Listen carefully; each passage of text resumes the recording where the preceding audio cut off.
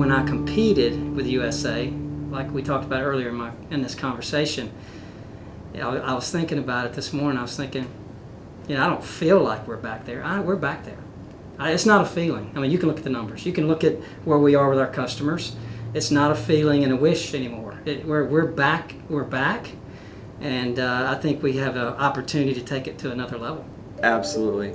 I remember early on, there were people, even as we started having profitable results, who would leave the business. And on their way out, I talked to them, and some of them said, well, I'm just not sure it's sustainable. We've seen this before. And I just tried to almost beg them and tell them, no, it's different. And these are all the reasons that it's different. But I love what you just said. Like, it's an incontrovertible truth that things have changed, and we're back to where we were. The numbers say it. You can feel it in the building. And just like when we started talking a while ago, people learn to lose. They learn to win too. Absolutely. And our people aren't satisfied with where we are today. And I have to tell you, you've heard me say this before, when we first went from losing money to being profitable, the building almost sighed in relief.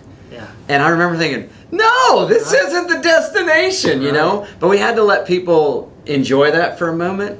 And now the people are pushing us. Yes. It's not that, and you describe it as a flywheel. That's how Jim Collins describes it, right? Right. But it really, it's fascinating. The chairman of the board asked me the other day, gosh, James, we're concerned. It's like you're involved in too many things in the business. And I said, actually, I don't do anything now. I get updates from everybody and watch them go change the world.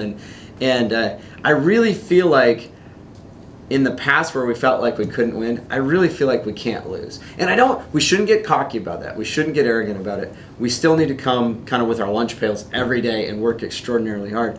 But I really believe with the team, with the leadership, with the values, with the culture change that we have, it's really our destiny to go be the best company in this business. And that means we've got to grow. It means we've got to grow our density east of I-35, which we've talked about. It means we've got to double the size of our brokerage almost immediately. And it means we got to go manage our fleet. If we do those things, the level of success that we are yet to experience it's what we've had so far is nothing in comparison. That's right. I think about, you and I like to cycle, and I always think about the mountain, this is just a metaphor for me. It's always, I first learned to climb, I would always think about the top of the mountain, and I wasn't very good at climbing. And then I realized, and someone taught me, that you take it a section at a time. You just get to the next spot, and you get to the next spot. And I can tell you, right now, I finally feel like we've gotten to a point where we have a good view about what's been behind us. Yeah. And being able to see a really good view. But we still have a long way to go.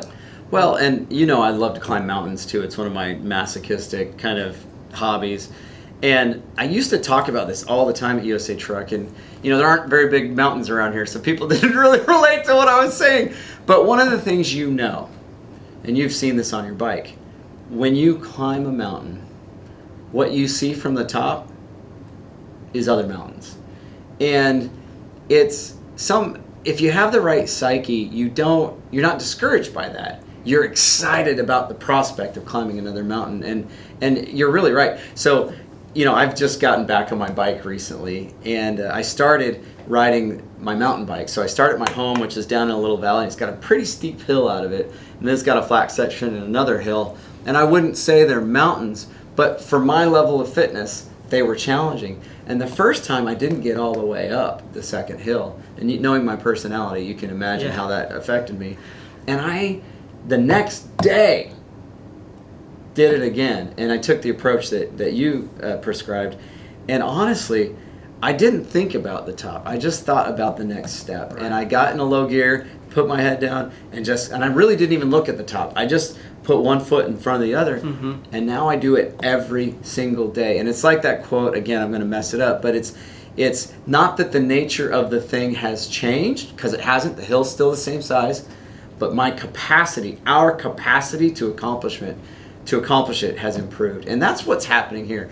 People's capacity expands when they experience success. Absolutely. Just habits, right? You talked about habits before to our team, and cadence.